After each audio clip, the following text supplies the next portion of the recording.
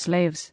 Likewise, the only way a ruling class could become a servant of the people is by ceasing to be a ruling class, by relinquishing all of its power. Government cannot serve the people unless it ceases to be government. Another example of irrational statist doctrine is the concept of the rule of law. The idea is that rule by mere men is bad, because it serves those with a malicious lust for power, while the rule of law, as the theory goes, is all about objective reasonable rules, being imposed upon humanity equally. A moment's thought reveals the absurdity of this myth. Despite the fact that the law is often spoken of as some wholly infallible set of rules spontaneously flowing from the nature of the universe, in reality the law is simply a collection of commands issued and enforced by the people in government. There would be a difference between rule of law and rule of men, only if the so-called laws were written by something other than men. The secret ingredient in their attempts to justify the existence of a ruling class, government, statists often describe perfectly reasonable, legitimate, useful things, and then proclaim them to be government. They may argue, once people cooperate to form an organized system of mutual defense, that's government. Or they may claim, when people collectively decide the way things like roads and commerce and property rights will work in their town, that's government. Or they may say, when people pool their resources to do things collectively, rather than each individual having to do everything for himself, that is government. None of those statements are true. Such assertions are intended to make government sound like a natural, legitimate, and useful part of human society. But all of them completely miss the fundamental nature of government. Government is not organization, cooperation, or mutual agreement. Countless groups and organizations, supermarkets, football teams, car companies, archery clubs, etc., engage in cooperative, mutually beneficial collective actions, but they are not called government, because they are not imagined to have the right to rule. And that is the secret ingredient that makes something authority. The supposed right to forcibly control others. Governments do not just evolve out of supermarkets or football teams, nor do they evolve out of people preparing and providing for their mutual defense. There is a fundamental difference between how can we effectively defend ourselves, and I have the right to rule you. Contrary to what civics textbooks may claim, governments are not the result of either economics or basic human interaction. They do not just happen as a result of people being civilized and organized. They are entirely the product of the myth that someone has to be in charge. Without the superstition of authority, no amount of cooperation or organization would ever become government. It requires a drastic change in public perception for a service provider, whether the service is food, shelter, information, protection, or anything else, to transform into a rightful ruler. A system of organization cannot magically become government any more than a security guard can magically become a king. And that fact relates to another claim of statists, that doing away with government would simply result in violent gangs gaining power, which would, in turn, become a new government. But violent conquest does not naturally become government any more than peaceful cooperation does. Unless the new gang is imagined to have the right to rule, it will not be seen as government. In fact, the ability to control modern populations, especially armed populations, depends entirely upon the perceived legitimacy of the would-be controllers. Today, to rule any population of significant size by brute force alone would require an enormous amount of resources, weapons, spies, mercenaries, etc., so much so that it would be nearly impossible. The spectre of a gang of ruthless thugs taking over a country may make for an entertaining movie, but it cannot actually happen in a country equipped with even basic communications and firearms. The only way to control a large population today is for the would-be ruler to first convince the people that he has the moral right to exert control over them. He can acquire dominion only if he can first hammer the myth of authority into his intended victims' heads, thereby convincing his victims that he is a legitimate and proper government. And if he can accomplish that, very little actual force will be required for him to acquire and maintain power. But if his regime ever loses legitimacy in the eyes of his victims, or if he never achieves it to begin with, brute force alone will not provide him with any lasting power. In short, neither gangs nor cooperatives can ever become government, unless the people believe that someone has the right to rule them. Likewise, Once the people as a whole free themselves from the myth of authority, they will not need any revolution to be free. Government will simply cease to exist, because the only place it has ever existed is in the minds of those who believe in the superstition of authority. Again, the politicians, and the mercenaries who carry out their threats, are very real, but without perceived legitimacy. They are recognized as a gang of power-happy thugs, not a government. It should also be mentioned that some have claimed, including Thomas Jefferson, in the Declaration of Independence, that it is possible and desirable to have a government which does nothing except protect the rights of individuals. But an organization which did only that would not be government. Every individual has the right to defend himself and others against attackers. To exercise that right, even through a very organized, large-scale operation, would not be government any more than organized, large-scale food production constitutes government.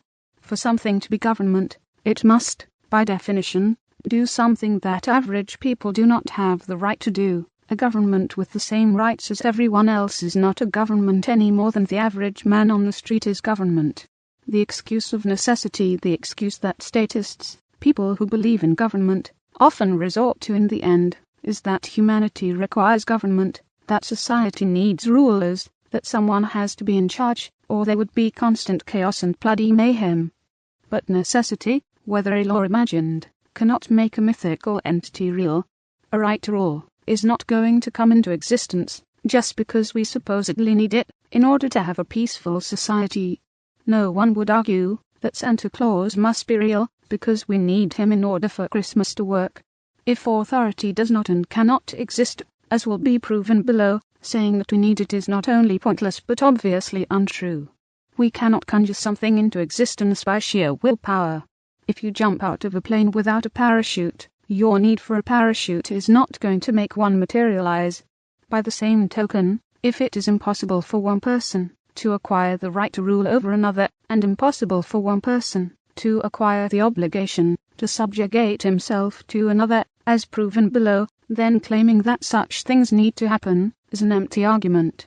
Part 2. The disproofs of authority. Letting go of the myth, a growing number of people now believe that government is not necessary, and that human society would, on a practical level, work a lot better without it. Others argue that regardless of which works better, society without a coercive state is the only moral choice, as it is the only choice that does not support the initiation of violence against innocent people. While such arguments are both valid and worthwhile, there is actually a more fundamental point that renders such discussions moot. Authority, whether moral or not, and whether it works or not, cannot exist. This is not merely a statement of what should be, it is a description of what is. If authority cannot exist, as will be logically proven below, any debate about whether we need it, or how well it works on a practical level, is pointless. Accordingly, the point of this book is not that government should be abolished, but that government-legitimate ruling class does not and cannot exist, and that failure to recognize this fact has led to immeasurable suffering and injustice. Even most of those who recognize government as a huge threat to humanity speak of doing away with it, as if it actually exists. They speak as if there is a choice between having government and not having government. There is not. Government is a logical impossibility. The problem is not actually government, but the belief in government. By analogy, one who realizes that Santa Claus is not real does not start a crusade to abolish Santa, or to evict him from the North Pole. He simply stops believing in him. The difference is that the belief in Santa Claus does little harm, while the belief in the mythical beast called authority has led to unimaginable pain and suffering, oppression and injustice. The message here is not that we should try to create a world without authority. It is that it would behoove human beings to accept the fact that a world without authority is all that has ever existed, and that mankind would be far better off, and people would behave in a far more rational, moral and civilized manner, if that fact were widely understood. Why the myth is tempting. Before demonstrating that authority cannot exist, brief mention should be made of why anyone would want such a thing to exist.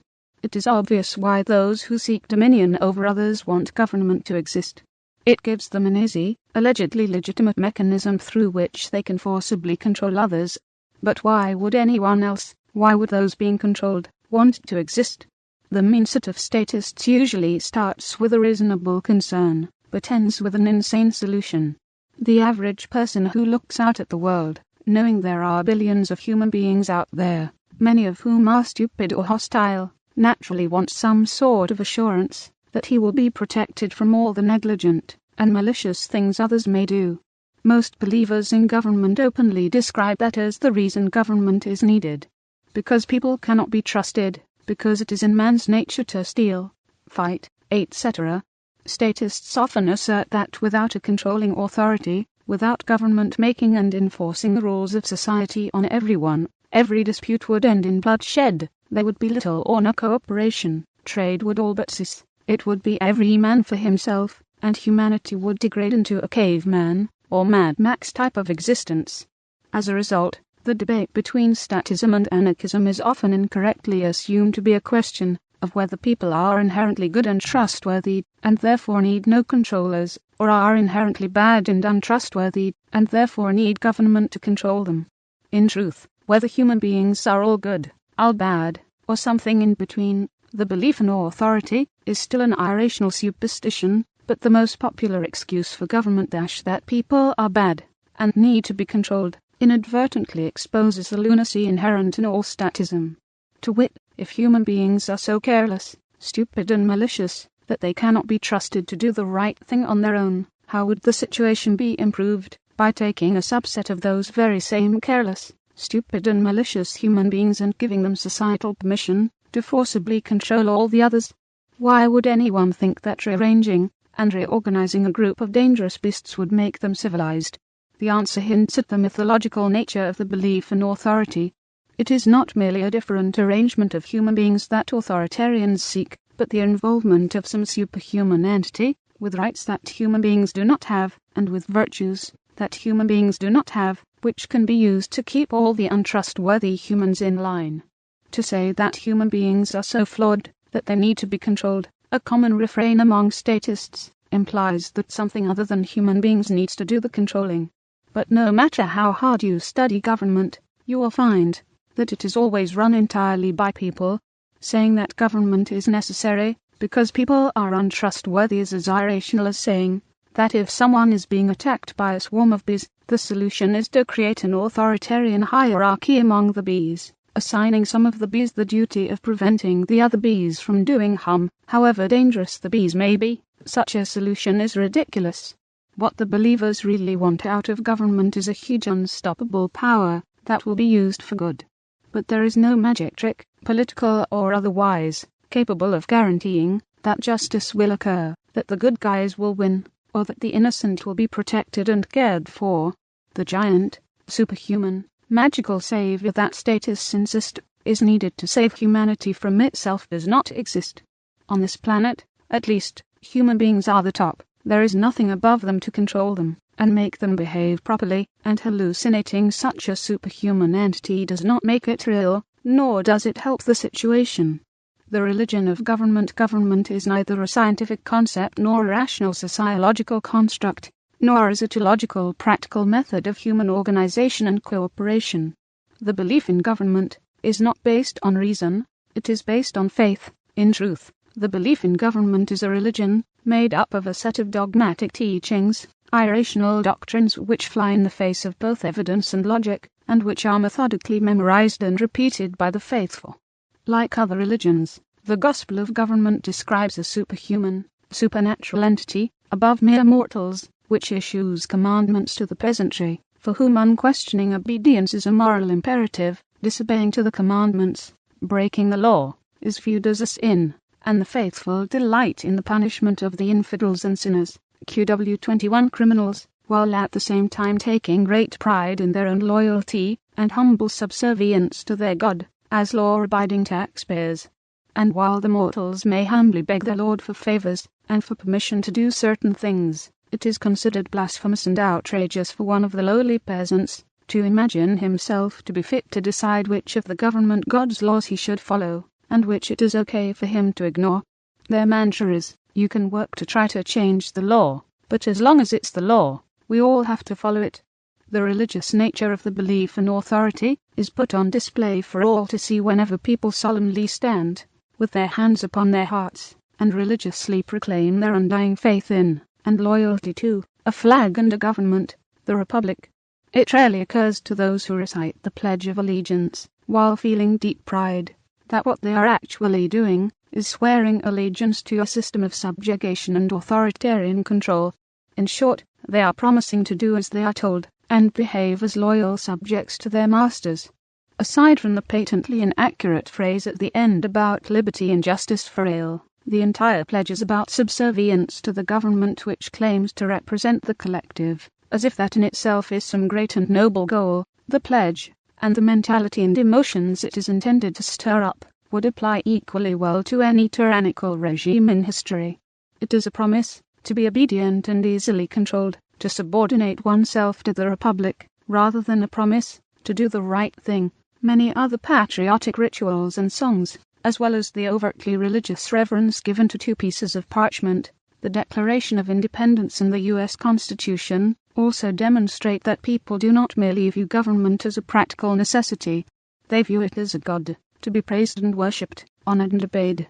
The main factor distinguishing the belief in government from other religions today is that people actually believe in the God called government. The other gods people claim to believe in, and the churches they attend, are now, by comparison, little more than empty rituals and half-heartedly parroted superstitions.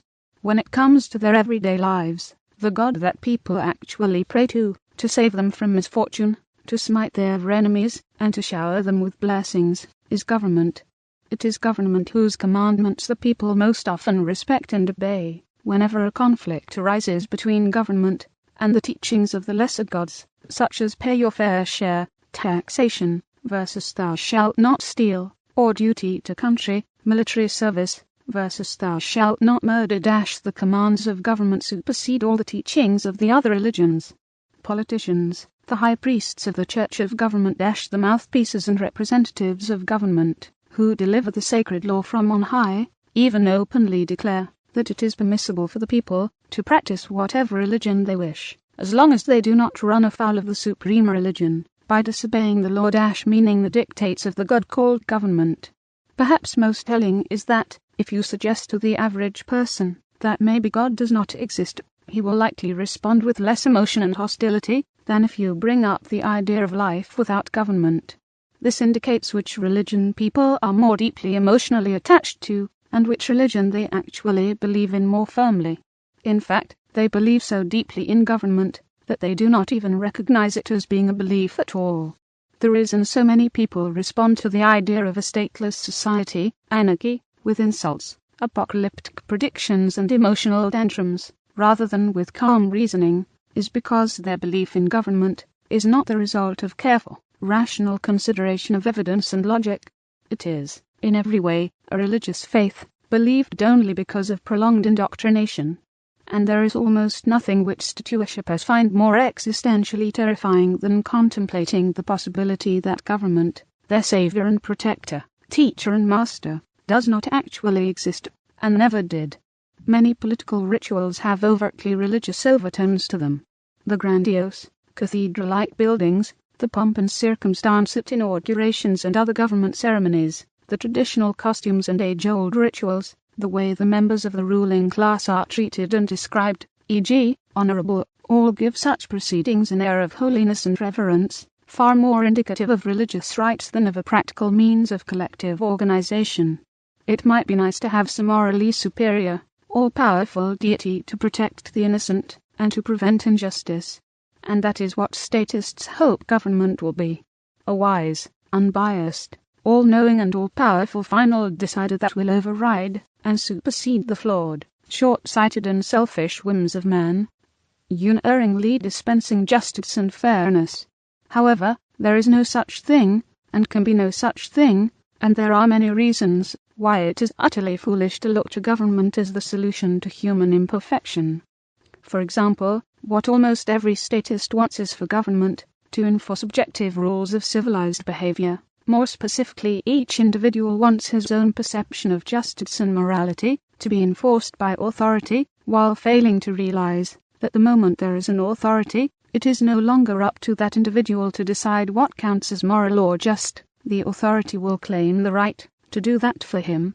And so, over and over again, believers in authority have tried to create an all-powerful force for good by anointing some people as rulers, only to quickly learn that once the master is on the throne, he does not care what his slaves were hoping he would do with the power they gave him. And this has happened to all kinds of statists, with very different beliefs and agendas. Socialists assert that government is needed to fairly redistribute wealth. Objectivists assert that government is needed to protect individual rights. Constitutionalists assert that a government is needed to carry out only those tasks listed in the Constitution. Believers in democracy assert that government is needed to carry out the will of the majority. Many Christians assert that government is needed to enforce God's laws, and so on. And in every case the people end up disappointed, because the authority always changes the plan, in order to serve the interests of the people in power. Once a set of rulers are in charge, what the masses had intended for them to do with their power does not matter. This fact has been demonstrated by every government in history. Once the people create a master, Thai people, by definition, are no longer in charge. To expect otherwise, even without all of the historical examples, is absurd. To expect the master to serve the slave, to expect power to be used solely for the benefit of the one being controlled, not the one in control, is ridiculous. What makes it even more insane is that statists claim that appointing rulers is the only way to overcome the imperfections and untrustworthiness of man. Statists look out at a world full of strangers who have questionable motives and dubious morality, and they are afraid of what some of those people might do. That, in and of itself, is a perfectly reasonable concern. But then, as protection against what some of those people might do, the statists advocate giving some of those same people of questionable virtue a huge amount of power and societal permission to rule over everyone else, in the vain hope that, by some miracle, those people will happen to decide to use their newfound power only for good. In other words, the statist looks at his fellow man and thinks, I do not trust you to be my neighbor, but I do trust you to be my master. Bizarrely, almost every statist admits that politicians are more dishonest, corrupt, conniving and selfish than most people, but still insists that civilization can exist only if those particularly untrustworthy people are given both the power and the right to forcibly control everyone else. Believers in government truly believe that the only thing that can keep them safe from the flaws of human nature is taking some of those flawed humans, some of the most flawed, in fact, and appointing them as gods, with the right to dominate all of mankind, in the absurd hope that, if given such tremendous power, such people will use it only for good. And the fact that that has never happened in the history of the world does not stop statists from insisting that it needs to happen to ensure peaceful civilization. Author's personal note.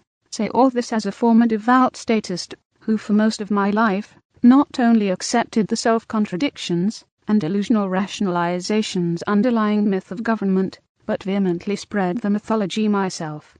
I did not escape my own authoritarian indoctrination quickly or comfortably, but let go of the superstition slowly and reluctantly, with much intellectual kicking and screaming along the way.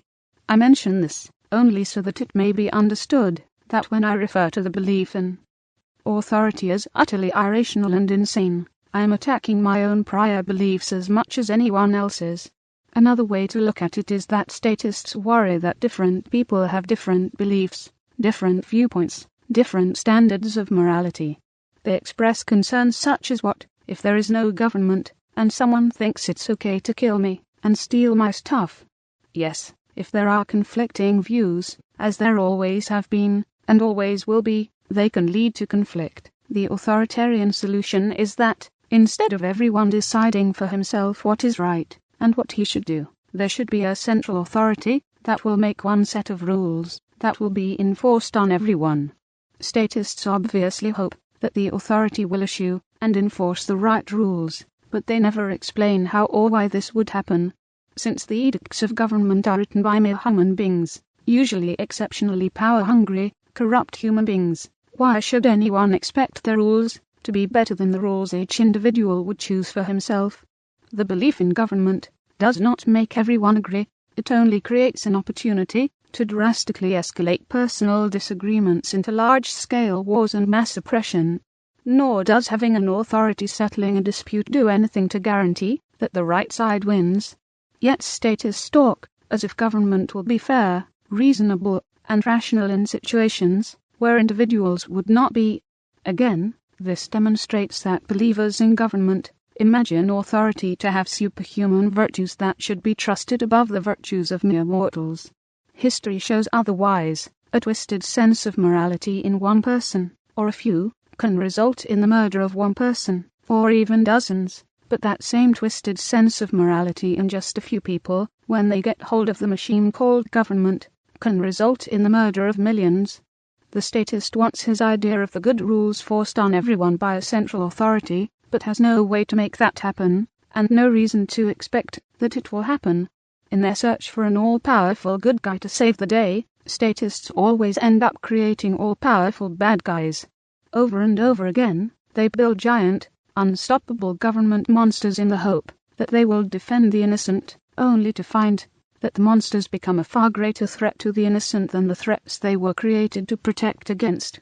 Ironically, what statists actually advocate in their attempts to guarantee justice for all is the legitimization of evil. The truth is that all the belief in authority ever does, and all it ever can do, is to introduce more immoral violence into society. This is not an unfortunate coincidence, or the side effect of a basically good idea. It is a truism based upon the nature of the belief in authority, and this is easy to logically prove. Authority equals immoral violence. Almost everyone agrees that sometimes physical force is justified, and sometimes it is not. Though there is a large, debatable grey area, it is generally accepted that aggressive force, the initiation of violence against another person, is unjustified and immoral. This would include theft, assault and murder, as well as more indirect forms of aggression such as vandalism and fraud. On the other hand, using force in defense of the innocent is widely accepted as justified and moral, even noble. The legitimacy of such force is determined by the situation it is used in, not by who is using it. To simplify, the types of force which anyone has the right to use can be termed good force, and any acts of force which normal people do not have the right to commit can be termed bad force. The reader can apply his own standards, and the logic here will still apply. However, agents of authority are imagined to have the right to use force, not only in the situations where anyone would have such a right, but in other situations as well. It stands to reason that if everyone has the right to use inherently justified good force, and the law authorizes agents of government to use force in other situations as well, then law is the attempt to legitimize bad force. In short, authority is permission to commit evil, to do things that would be recognized as immoral and unjustified if anyone else did them. Obviously, neither the enthusiastic voter who proudly posts a campaign sign in his yard, nor the well-intentioned citizen who runs for office, understands this fact. If they did, they would understand that democracy is nothing more than majority-approved immoral violence, and cannot possibly fix society, or be a tool for freedom or justice. Despite the mythology which claims that a person's vote is his voice, and that the right to vote is what makes people free, the truth is that all democracy does is legitimize aggression and unjustified violence. The logic of this is so simple and obvious that an enormous amount of propaganda is needed in order to train people to not see it. If everyone has the right to use inherently righteous force, and government agents are allowed to use force in other situations as well, then, by its very nature, what government adds to society is immoral violence. The problem is that the people are taught that when violence has been made legal and is committed by authority, it changes from immoral violence into righteous law enforcement.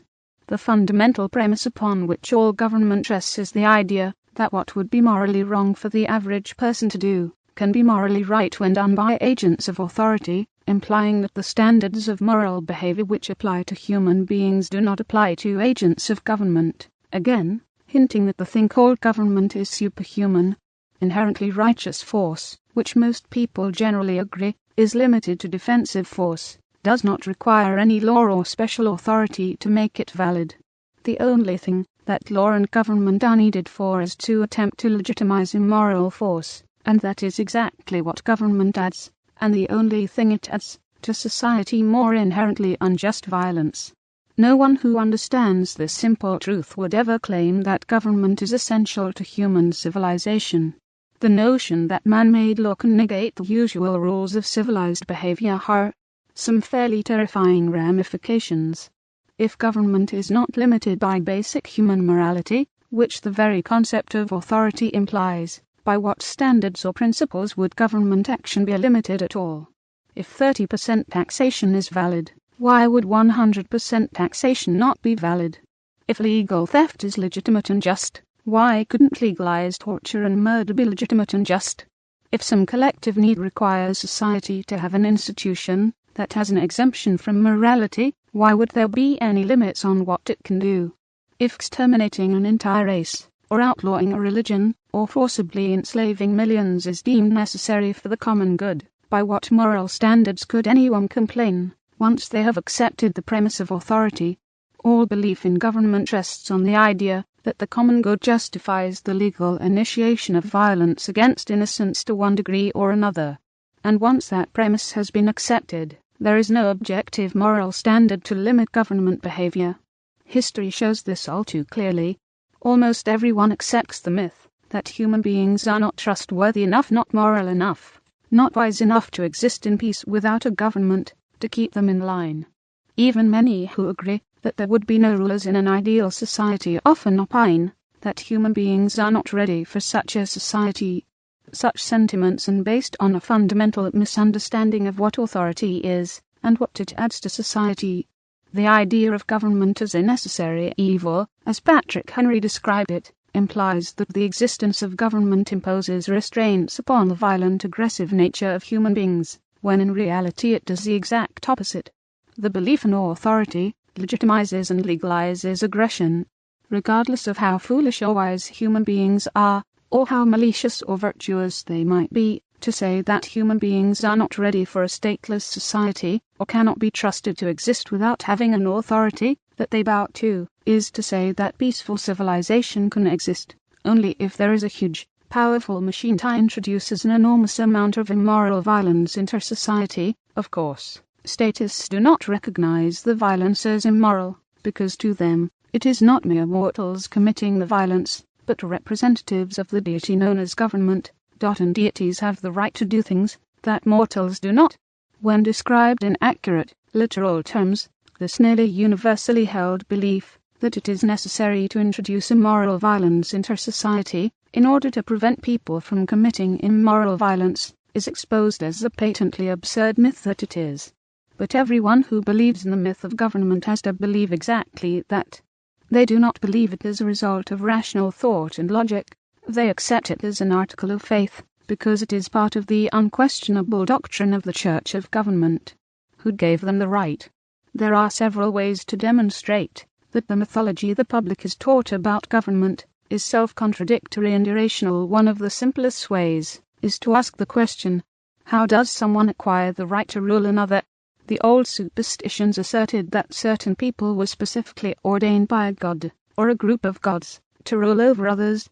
Various legends tell of supernatural events, the Lady of the Lake, the Sword in the Stone, etc., that determined who would have the right to rule over others. Thankfully, humanity has, for the most part, outgrown those silly superstitions. Unfortunately, they have replaced by new superstitions that are even less rational. At least the old myths attributed to some mysterious higher power the task of appointing certain individuals as rulers over others, something a deity could at least theoretically do. The new justifications for authority, however, claim to accomplish the same amazing feat, but without supernatural assistance. In short, despite all of the complex rituals and convoluted rationalizations, all modern belief in government rests on the notion that mere mortals can, through certain political procedures, bestow upon some people various rights which none of the people possess to begin with. The inherent lunacy of such a notion should be obvious. There is no ritual or document through which any group of people can delegate to someone else a right which no one in the group possesses, and that self-evident truth, all by itself, demolishes any possibility of legitimate government. The average person believes that government has the right to do numerous things, that the average individual does not have the right to do on his own. The obvious question then is, how, and from whom, did those in government acquire such rights? How, for example, whether you call it theft or taxation, would those in government acquire the right to forcibly take property from those who earned it? No voter has such a right. So how could voters possibly have given such a right to politicians? All modern statism is based entirely on the assumption that people can delegate rights they don't have. Even the US Constitution pretended to grant to Congress the right to tax and regulate certain things, though the authors of the Constitution had no such right themselves, and therefore could not possibly have given such a right to anyone else. Because each person has the right to rule himself, as schizophrenic as that idea may be, he can, at least in theory, authorize someone else to rule himself. But a right he does not possess, and therefore cannot delegate to anyone else, is the right to rule someone else. And if government ruled only those individuals who had each willingly delegated their right to rule themselves, it would not be government. And the number of people involved does not affect the logic. To claim that a majority can bestow upon someone a right which none of the individuals in that majority possess is just as irrational as claiming that 3 people, none of whom has a car money to buy a car, can give a car to someone else. To put it in the simplest terms, you can't give someone something you don't have. And that simple truth, all by itself, rules out all government, because if those in government have only those rights possessed by those who elected them, then government loses the one ingredient that makes it government: the right to rule over others, authority. If it has the same rights and powers as everyone else, there is no reason to call it government.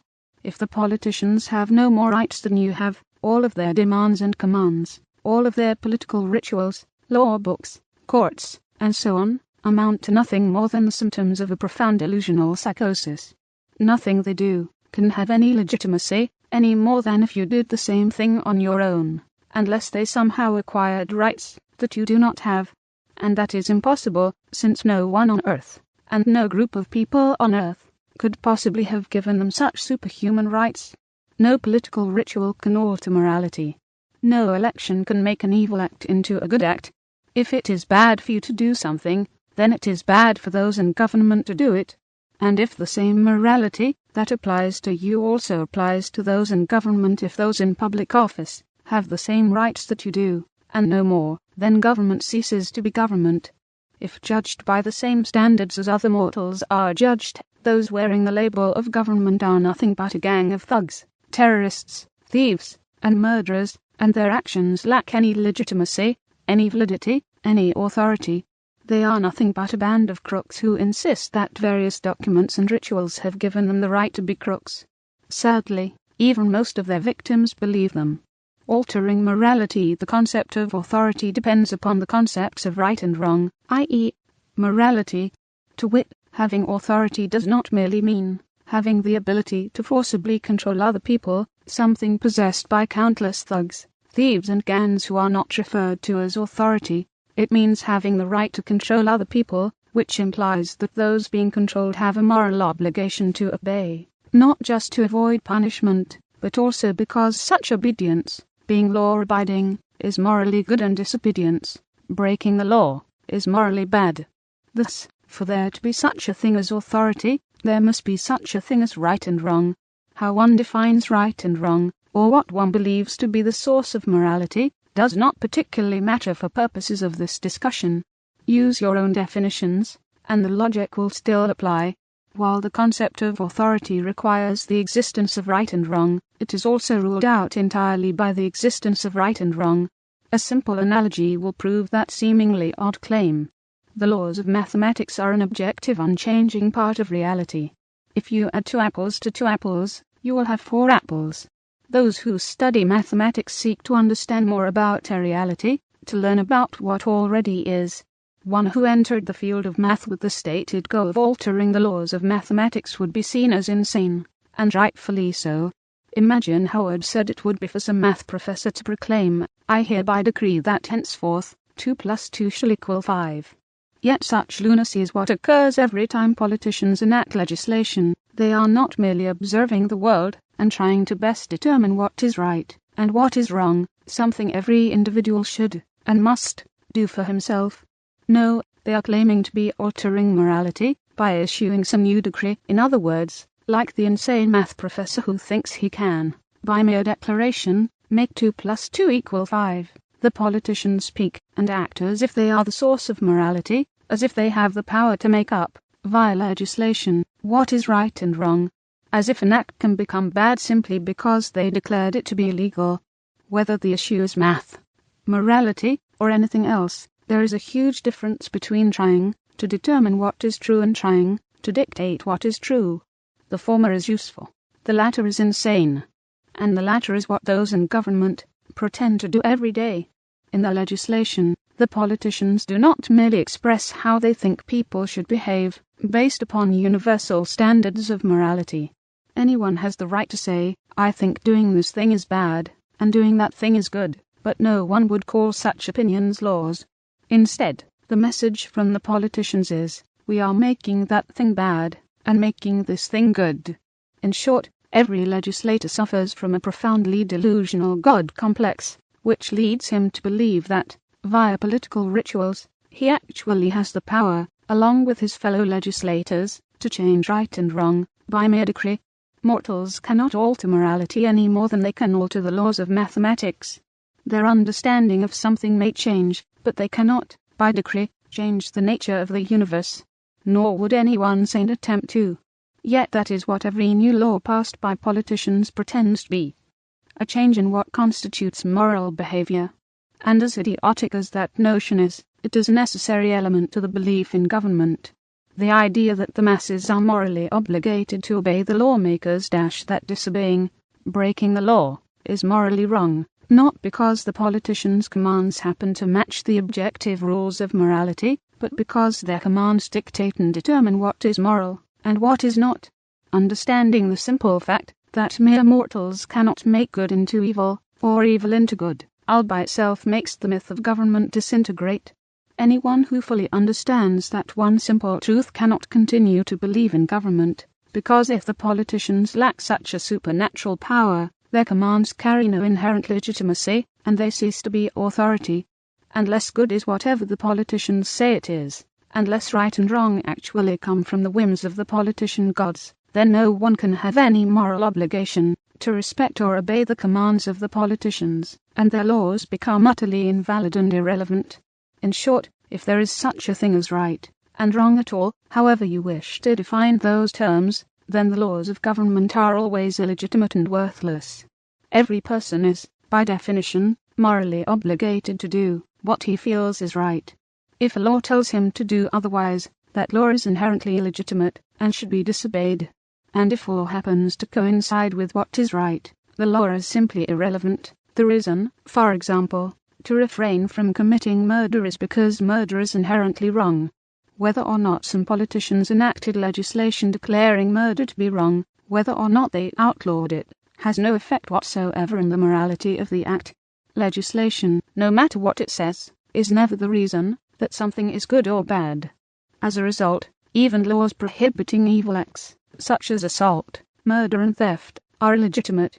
While people should not commit such acts, it is because the acts themselves are intrinsically evil, not because man-made laws say they are wrong. And if there is no obligation to obey the laws of the politicians, then, by definition, they have no authority. Returning to the math professor analogy, if the professor authoritatively declared that, by his mere decree, he was going to make 2 + 2 = 5, any sane individual would view that decree as incorrect and delusional. If, on the other hand, the professor declared that he was going to make 2 + 2 = 4, such a declaration would still be silly and pointless, even though 2 + 2 does equal 4. The professor's declaration is not the reason it equals 4. Either way, the professor's declaration would and should have no effect on people's ability to add 2 and 2. And so it is with the laws of politicians. Whether or not they actually coincide with objective right and wrong, they never have authority, because they are never the source of right and wrong. They never create an obligation for anyone to behave a certain way, and so should have no bearing on what any individual judges to be moral or immoral. Consider the example of narcotics laws. To believe that it is bad to use violence against someone for having a beer, which is legal, but good for law enforcers to use violence against someone smoking pot, because it is illegal, logically implies that politicians actually have the ability to alter morality, to take two essentially identical behaviors and make one into an immoral act that even justifies violent retribution. Moreover, if one accepts the legitimacy of laws, politician commands, one must also accept that drinking alcohol was perfectly moral one day, but was immoral the next day, the day prohibition was enacted. Then, not many years later, it was immoral one day, and moral the next, the day prohibition was repealed. Even the gods of most religions do not claim the power to constantly amend and revise their commandments, to regularly change what is right and wrong. Only politicians claim such a power. Every act of legislation involves such lunacy. The notion that one day an act could be perfectly permissible, and the very next day, the day it was outlawed, it would be immoral. The unavoidability of judging nearly everyone is taught, that respect for the law is paramount to civilization, and that the good people are those who play by the rules, meaning they comply with the commands issued by government. But in reality, morality and obedience are often direct opposites. Unthinking adherence to any authority constitutes the greatest betrayal to humanity that there could possibly be, as it seeks to discard the free will and individual judgment that make us human and make us capable of morality, in favor of blind obedience, which reduces human beings to irresponsible robots. The belief in authority, the idea that the individual ever has an obligation to ignore his own judgment and decision-making process in favor of obeying someone else, is not just a bad idea, it is self-contradictory and absurd. The profound lunacy involved can be summed up as follows. I believe it's good to obey the law. In other words, I judge that I should do as the legislators command. In other words, I judge that, rather than making my own decisions about what I should do, I should subjugate myself to the will of those in government. In other words, one judged that it is better for my actions to be dictated by the judgment of people in power instead of by my own personal judgment. In other words, I judge that it is right for me to follow the judgment of others, and wrong for me to follow my own judgment. In other words, I judge that I should not judge. In any case in which there is a conflict between a person's own conscience and what the law commands, there are only two options. Either the person ought to follow his own conscience regardless of what the so-called law says, or he is obligated to obey the law, even though that means doing what he personally thinks is wrong.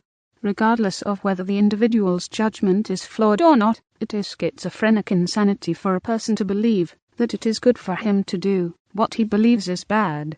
Yet that is the basis of the belief in authority. If one understands the fact that every individual is obligated, at all times, and in all places, to do whatever he thinks is right, then he cannot have any moral obligation to obey any outside authority. Again, if law coincides with the individual's judgment, the law is irrelevant. If, on the other hand, the law conflicts with his individual judgment, then the law must be viewed as illegitimate. Either way, the law has no authority. An obligation to obey an authority is not the same as people voluntarily altering their behavior for the sake of peaceful coexistence. For example, a person may think he has every right to play music in his own backyard, but may nonetheless choose not to at his neighbor's request. Or a person may change how he dresses, talks, and behaves when he visits some other culture or some setting where his usual behavior might offend others. There are many factors which can impact someone's opinion about what he should or should not do.